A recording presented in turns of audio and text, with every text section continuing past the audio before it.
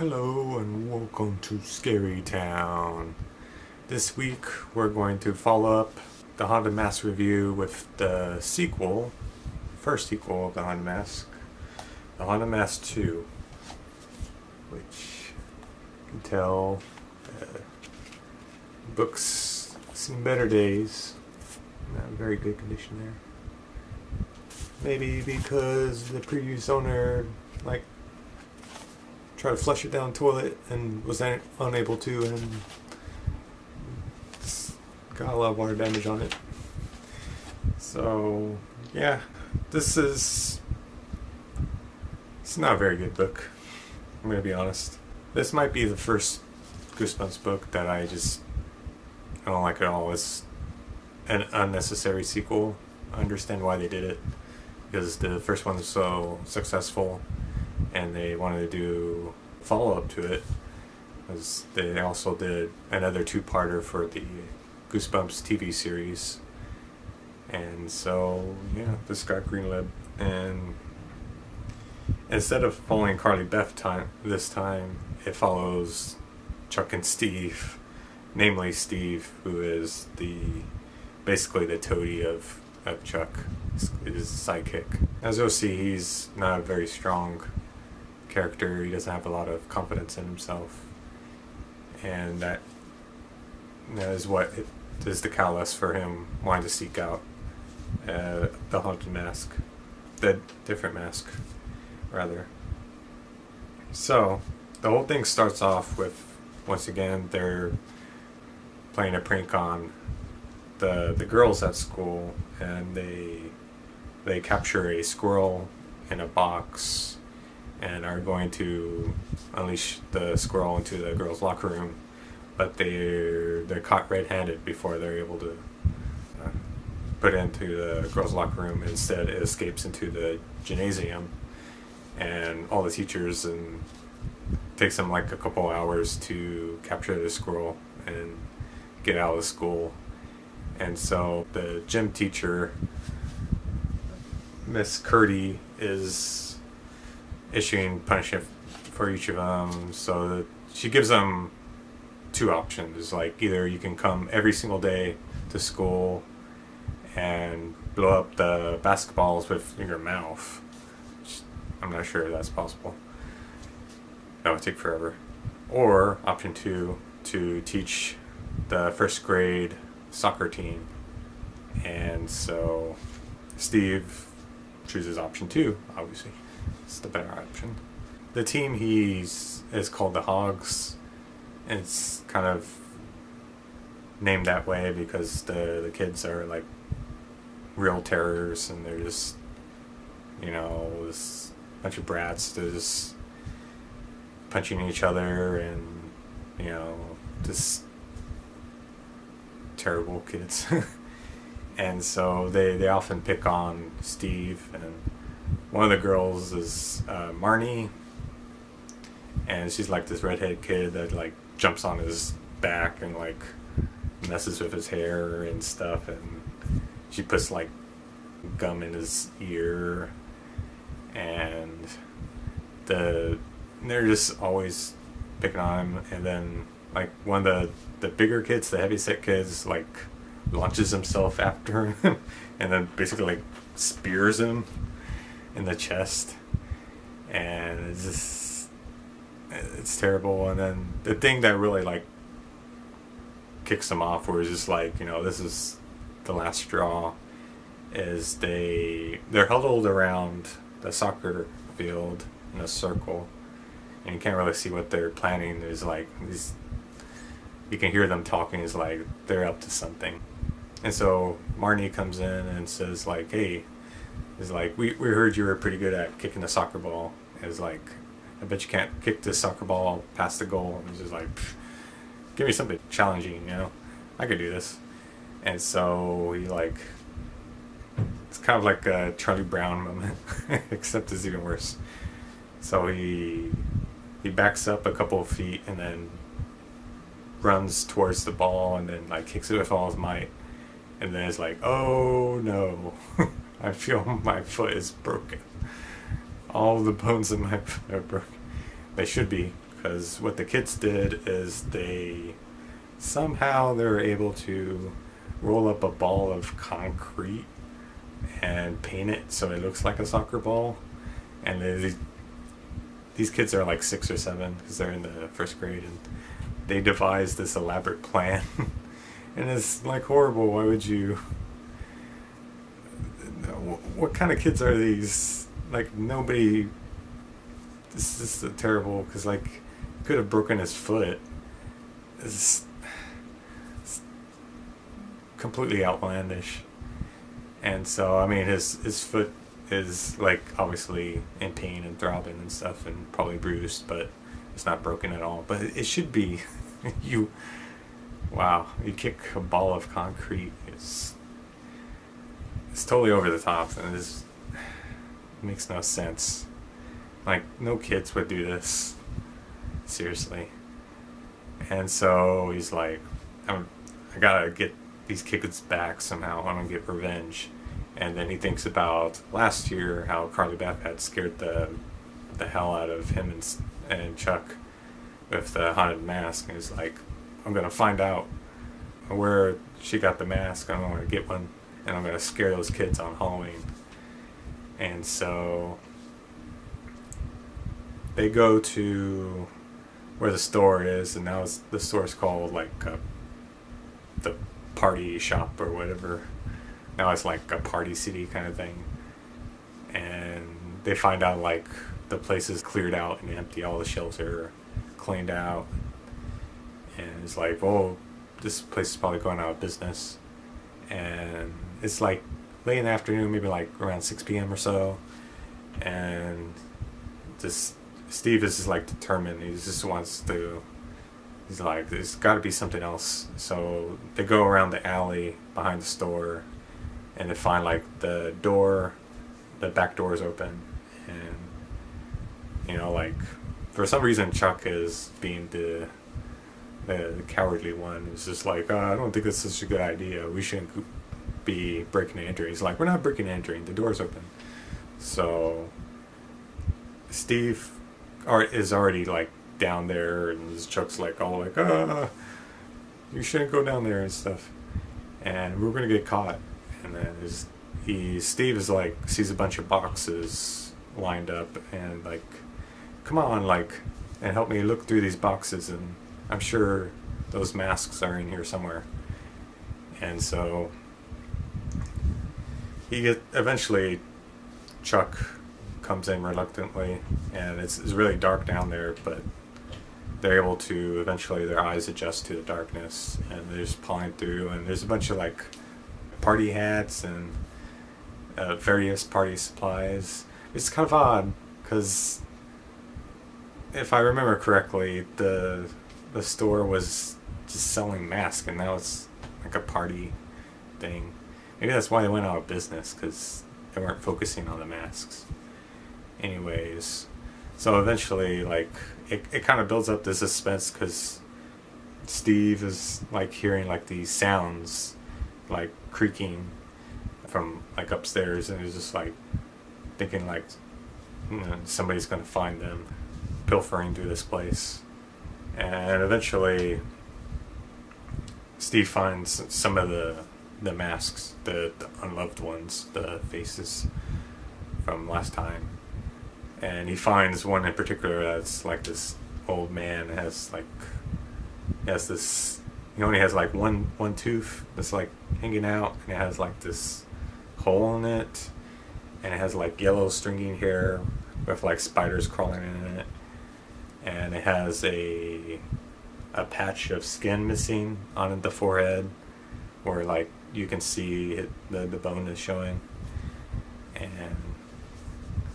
And so he's like, oh, this is like really freaky looking. And then the owner like jumps in. He's like still dressed like Count Dracula, has like this long black cape and curly mustache, like Dick Dastardly, like, "Rrr." And is like, what are you kids doing here? And then like Chuck just like takes off and totally ditches him. And Steve is just like quivering in his boots, like, I wasn't trying to steal anything. He's like, you shouldn't be here. This place is closed. you're trespassing. This gives him like the third degree and all this stuff. And it's like, I just wanted one of these masks. And it's just like, they're not for sale. Gives him the whole spiel again. But this time he's more stern. And he's not going to waver. And eventually, Steve is just like, it comes to the point where the owner is like, come with me upstairs, and I'm not going to call the police, but I want to call your parents. It's like, that's even worse, right? So Steve's like, I need to get out of here. Like, he sees the door, and he's like, the door's probably not locked. If I can just run up the stairs and get past the door, I can just take off, and I'll be okay. And so it's like he's thinking mentally, like, on the count of 3, I'm just gonna storm off. And then he runs off, and the owner almost like grabs his arm, but then like he kind of like kicks him away, and then he pushes with all his might, and the door comes swinging open, and he runs off, and he keeps on running, and eventually he finds Chuck that was hiding in a bush, and they both like run back home. And what he didn't like, they separate ways, going back to their respective houses. But Steve, apparently, while the owner was like not looking, he stuffed one of the masks in his shirt, underneath his shirt. And he didn't know which one he took. He just took like a random one, and it turns out to be the old man mask. And so he's like really happy about it, and he's about to try it on, but like his mom like interrupts him before he puts it on, like calling him downstairs for dinner. And so the next day he's going through the whole spiel with like the kids. The kids are like doing all these horrible things to him, like they push him down, and he has like this blue sweater he's wearing for picture day because his mom wants him to look his best, and he pushes down, and he just like falls into this mud. And it's just like the whole thing's ruined and whatnot. But he's like, he just doesn't care. He's just like, I'm gonna scare these kids on Halloween. And he tells them, it's like, hey kids, like, I want you to meet me at the Comforter house, which is like the local abandoned house that's supposedly haunted. I think they mentioned that in the first Haunted Mask as well.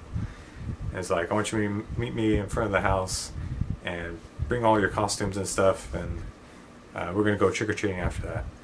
And he tells them he's going to be dressed as this bum, and they all kind of like make fun of him. It's like, yeah, you kind of already look like a bum. And then he's just thinking like, yeah, this, and then that'll be my moment where I'm going to put the mask on and scare the hell out of him, and that'll show them. And I really can't get behind this story because it's like, I didn't like these characters in the first book, and to follow them is just like, I don't care about them. I don't care about Steve, this toady who's just doing all these horrible things to Carly Beth and stuff, and bringing these jokes on them, and now he's somehow being bullied by these 6 to 7-year-olds. In the book, he stated that he's at 12 years old to the owner of the shop, because the owner of the shop asked him how old he is. It's like he's twice their age and probably larger than them, and like, why can't he just defend himself? Or he could go to the gym teacher or some of the teachers and tell them what's going on, or their parents, because afterwards the parents come to pick them up. Like, he could have resolved all of this without resorting to trying to plan like this revenge on them. Once again, it just doesn't make any sense. Just like the kids with the concrete soccer ball, it's just like, what? This, I mean, the whole thing reeks of just like just the setup for doing the same thing, except you'll see this time around the haunted mess is pretty lame. And so to prepare, like he puts on the mask and he wants to see how cool he looks in the mirror. But this time, like, I remember Carly Beth was able to put it on and then take it off, and it was okay. But this time he puts it on and then it sinks into his skin. Except this time it has a different effect on him, not turning him evil, actually turning him into an old man. He's faint of breath, and like he can't move around as fast as he used to. And it's a weird kind of thing where, like, I guess he's learning his lesson. Not really. I mean, he didn't really do anything wrong. These kids are bullying him, and it's already been a year after pulling all those pranks on Carly Beth, and they haven't really done anything since. Actually, like, they tried to scare Carly Beth again. Like, they're like, we're gonna jump out and scare her, and then Carly Beth actually saw them coming, and she had the plaster Paris model of her head, and she was like carrying it to show it off to school or whatever, and then she hides her head underneath her coat and it puts the thing out, and then makes it look like she dropped her head and the head like falls over, and they're all like freaked out, and she pops out her head like, oh, it's gotcha. And so, I mean, you can already see how she's already evolved and become more assertive and less afraid. And so it's just like, there's no, like, the first book was about Carly Beth overcoming her fear and becoming more confident and overcoming her fears and stuff. But then, like, you know, it takes it a little too far. It's that it learns that, you know, being the one on the being mean and scaring people all the time is kind of being like a dick, and you just, you know, nobody likes that, like, all the time. And in this instance, it was like Steve is now, he knows what it's like to be an old person. Like, I don't understand. So comes Halloween night, he goes, meets the kids there, but he gets the reaction he didn't expect, because like when the kids see him, they think he's a for real old man, and they're all concerned and like, can we help you across the street, like, where do you need to go? It's like, are you lost? And all these things, and he's just like, no, it's like he's flapping his old man arms, and it's like, no, this is not how this is supposed to work. So, like, the whole build up to him getting his revenge on these kids, they're once again like twice as young as him, and there's no payoff. Just, it's a joke. It's like, why? What is the point of all this? So he's just like, oh yeah, sure. You know, he's just like, you know what? Whatever. I want to go to Carly Beth's house, because Carly Beth probably can help me figure out a way to get the mask off. And so he goes over there, and Carly Beth doesn't recognize him, and, you know, his voice is distorted to sound like an old man, and they're like, oh, it's just some creepy old pervert or whatever. And eventually he says like, it's me, Steve. And it's like, oh no, I told you not to go to that store and mess around with those masks. He's like, oh, I'm sorry. He's like, I just wanted to scare somebody. And he's like, whatever. Invites him into the house, and he sits on the sofa, and meanwhile, like, Sabrina's just like, doesn't care at all. She's like eating candy and stuff, like, totally not concerned whatsoever. And it's like, you gotta find like a symbol of love, and she tells him like this whole backstory of the shop owner and stuff. It's like they're not masks, they're faces, and unloved ones, blah, blah, blah. Anyways, so it's like Steve's thinking like, I think I know what my symbol of love is, and it's like, help me back to my parents' house. So they go all the way to back to his parents' house, and his parents think it's just part of his costume, and he's like this old man and stuff or whatever. And so he's thinking like his mom had the other day brought him like these cookies. She went 2 miles out of her way after work to bring him like these special chocolate cookies, and it was like, this is the symbol of my love, you know. This, if I can just grab one of the cookies and take a bite out of it, like the mask will come off, be totally okay. And then he's asking like, Mom, where's the cookies? And it's like, I hate to tell you this, but like your dog Sparky like ate all the cookies. And it's like, no, it's like, stupid dog. And then Carly Beth's like, wait a minute, like the dog is your symbol of love. You should pick it up and like, you know, pet it and stuff, and then it should be okay. And so he's like, oh, I don't know, I'm really angry at this dog at this moment. He's like, just do it. He's like, okay. So he picks it up and holds it and pets it for a while, and then nothing happens. And he's like, Carver's like, well, geez, I'm stumped. I guess different masks work differently in order to remove them. So I guess symbol of love doesn't work. It's like, this, go to the shop and see if like maybe the owner's there or something. He'll help us. So she helps him all the way down there, and it probably takes a long time. It's helping an old man over there.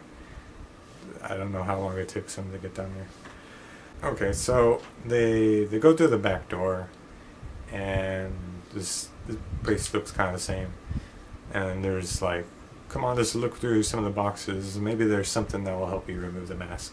And going through the boxes and stuff, and she finds all these costumes, and she finds a costume with a bunch of spiders crawling, and it's like, this must be a costume that matches the mask of the old man.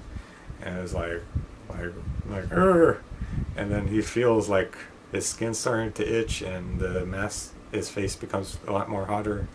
He's like, I don't like this. Like, the closer she brings the costume over, and get this, the mask pops off his head, floats off, and connects onto the collar of the old man costume.